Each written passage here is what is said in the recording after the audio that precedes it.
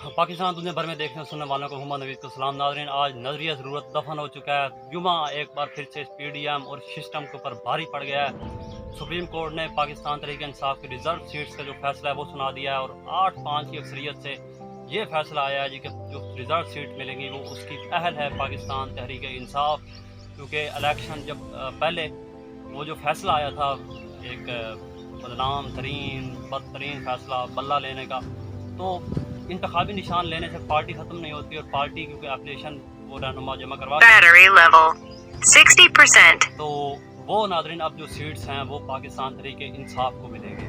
अब ये काफ़ी ज़्यादा आपको मिलेंगे, रोते हुए पीटेंगे। अब हो सकता है ये ज़मीन पर लोटे भी लगाना शुरू कर दें अहमकों की तरह, क्योंकि इनसे जो सीटें थी माल गनीमत के तौर पर इन्हें सीटें मिली हुई थी। नून लीग, पीपल्स पार्टी, JUI, ये सारे के सारे अब इनसे वो सीटें छीन चुकी हैं, वो मिलेंगी पाकिस्तान तहरीक इंसाफ को। आइनी तरमीम गई बढ़ गई, वो काजी फायद ईसा साहब को अब नहीं मिलेगी।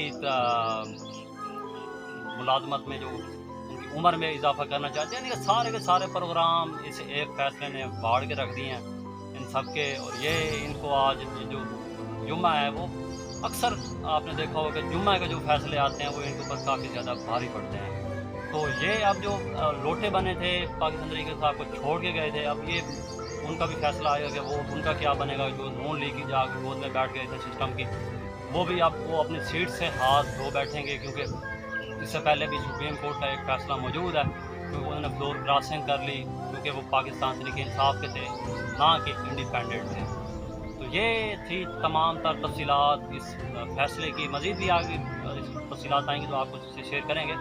लेकिन ये जो 8-5 का फैसला है वो ये है जी कि पाकिस्तान तरीके से आपको सीटें मिलेंगी।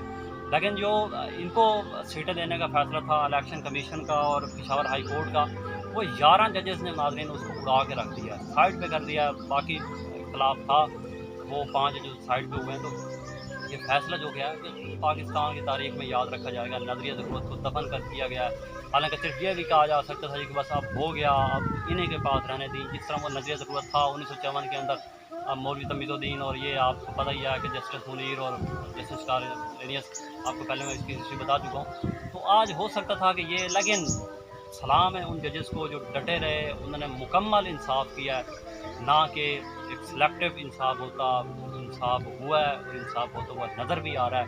तो अब पाकिस्तान तहरीक इंसाफ को 15 दिन दिए गए हैं फैसले के बाद, वो अपने मखसूस नशिस्तों की जो फहरिस्तें हैं वो जमा करवाएँ, और जमा करवाने के बाद अपनी फहरिस्तें लें। और इलेक्शन कमीशन का भी यानी कि काफ़ी ज़्यादा ये बातें हुई हैं, लेकिन मेन पॉइंट जो मैंने आपके गुजार कर दी हैं। अब जो सीटें हैं पाकिस्तान तहरीक इंसाफ को मिलेंगी।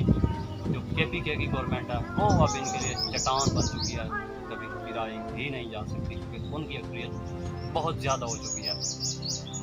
अब इनके साथ क्या होता है, आप जाएं और इनके आंसू साफ़ करें, टिशू वगैरह दें इन्हें, नून लीग और PDM वालों को, क्योंकि इनको बहुत ही बड़ा नुकसान हुआ है, क्योंकि इनसे सीटें छिन गई हैं। क्योंकि वैसे हमने इसको वोट दिए तो था नहीं, ये वैसे ही लग बैठे थे।